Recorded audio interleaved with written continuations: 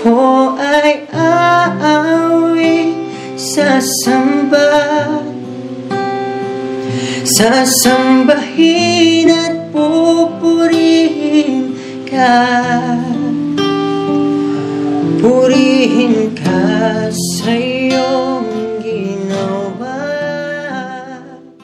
Po sa lahat ng ating mga kababayan, ngayon po ay tayo ay nagpa-deliver ng ating materialis sa ating bahay. Dahil tayo ay nakasahod ng konti. Ito na, ating dinagdag na materialis. Hardiplex. Ayun, walang nabali, Col. O, ngayon pa lang nabali. Ayan si Uncle yung ating laging pinagdadala ng ating materialis dito. Ating pinababa. Dito lang, Col, no? Kaya ipahakot ko doon sa dalawa. Meron na lang, siguro. Or dito. Huwag lang dito sa mismo. O, sige. Yan. Baba tayo ng materialis. Kaya magpapadingding na ng ating bahay. Kala ko hindi ako aabot kanina eh. Sabi ko hindi na yata mabalik ito ba? Kaya umalis.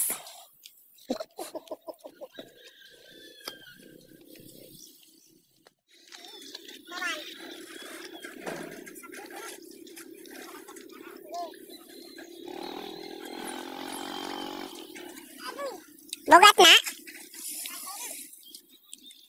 Bagdungan yan doon ha?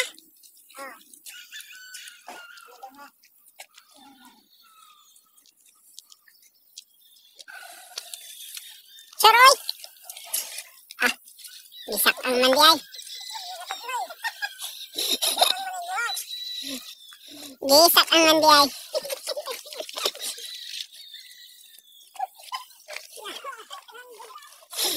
Lugi ka man, mabuka. Napahakot na natin itong ating mga hardiplex ngayon. So, mayroon ding nagbigay na konti. So, atin din nagdag dito. Pambili ng ating materialis. Pumili na tayo, mga idol. So, hindi pa man itong papanday. Siguro mga next na araw pa.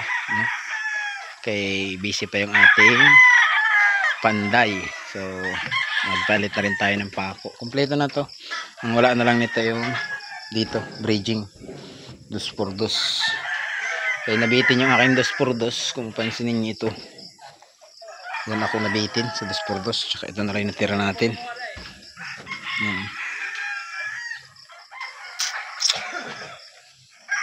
May natira pa tayong ilan dito. Ilang pirasong 2x2. Ayan.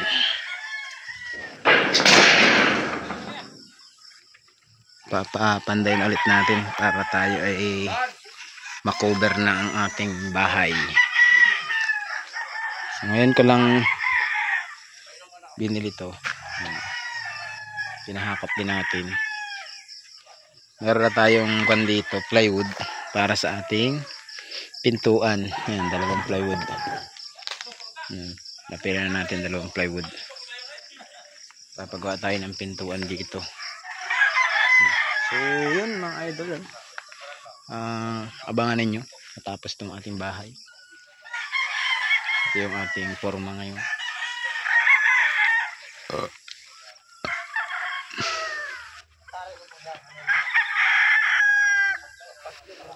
Meron na tayo ditong bangko. Ayan, kagawa na rin tayo. Ito yung hagdan. Yung ating hagdan, nilagyan natin ng palapad para ibili ng chinilas. Tapos itong ating sahig, pinadiretso natin dito yung isa. Then ito open dyan. Ito yung ating bintana naman dito. At saka dito may bintana din tayo dito. So dito hindi ko na pinalagyan ng bintana dahil ito yung magiging kwarto natin. Ayan, sa mga nagtataka bakit daw walang kusina. So dito na po yung kusina niya. Ito, palalagyan ko lang dito ng nakahanger. No, so hindi naman tayo gagamit ng kahoy, no. Mag-unuling na lang tayo ngayon para tayo hindi mangitim yung ating sin. Diba? So yun, sa mga nag-sponsor po dito sa bahay na ito, maraming salamat po. So si Ate Lolo Woods nagbigay dito ng 2.5 yun, nadawat ko na kanina. Yun yung dinagdagan nating pambili ng materialis. So ating materialis is nasa 6,000 plus yung ating pinagbayaran kanina. No? So maraming salamat po sa lahat ng tumulong dito. Nandiyan si Ate Ludi, noong ko pa yan naging sponsor dito, hindi pa to na itutukod, no? Kasabay pa no si Ate Nini. So ngayon lang ito na buong bahay na to, dahil siyempre inuna natin yung iba, no? Tayo naman meron naman tayong tinutuluyan. Kaya hanggang sa inutoy-utoy na lang natin itong ating sarili, no?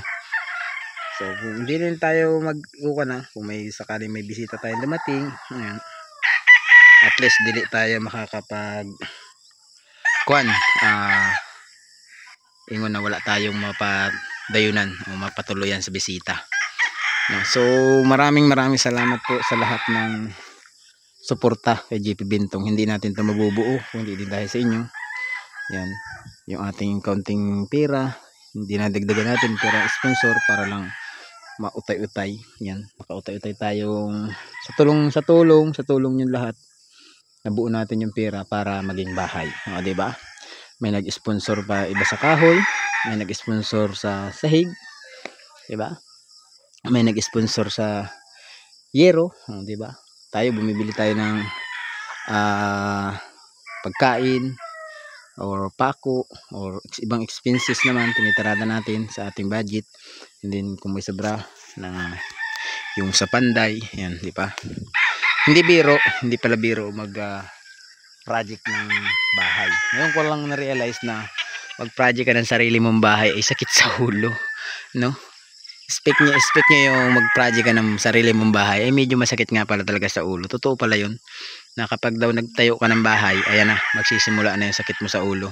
Pero na-realize ko din na mas okay din yun na makapagpatayo tayo ng sarili nating bahay kahit hindi tayo permanente dito sa lugar na to. At least meron na tayong mapapatuloyan sa mga natin, mga bisita natin. Kung may bisita tayo, diba, sakali si JP Bintong bisitahin ninyo, diba? At least meron na akong patutuloyan sa inyo. Yung mga supporters ko, yan, welcome kayo dito sa aking house, ano, yung mga natin dyan. Pero simpleng buhay lang meron tayo dito, ano? Hindi po tayo mayaman, hindi po tayo yung hayahay. Kumbaga normal lang tayo, no? Kung anong meron, nagkakasya. Pag wala, pigil. Pag meron, banat ulit, vlog tayo. Pag wala, hinto ulit tayo. Ganun lang ang buhay. So sa lahat po ng aking mga supporters, viewers, yan, pakishare po ulit ng ating vlog. Pasensya na kayo kung hindi pa ako nakakapag-content ngayon ng pag-charity dahil si JP Bintong yan pa po. Kita nyo naman, pulang-pula pa yung ating kamay, namumula pa siya. So hindi pa po siya masyado magaling. Ayan, parang yung ating sugat, maga pa po siya. Hindi ko pa po siya naililihok ng may bilog. Ayan, mapansin ninyo guys, hindi ko pa siya nabibilog. Dapat ganito po kasi ang may ganyan ko siya. So hindi ko pa siya nagaganon. Kaya ayan lang muna siya. Hintayin natin gumaling. So maraming salamat po ulit at thank you sa suporta kay JP Bintong TV. Ayan, malapit na pong mabuo yung ating semi-mansion. So hanggang dito lang muna mga idol, and God bless every sa inyo lahat. Bye bye.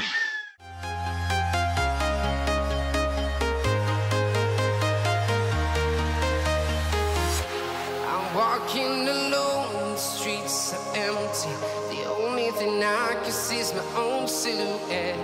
I'm getting stronger, step by step. The clock is ticking, but there's no time for regrets. I've been flying from town to town.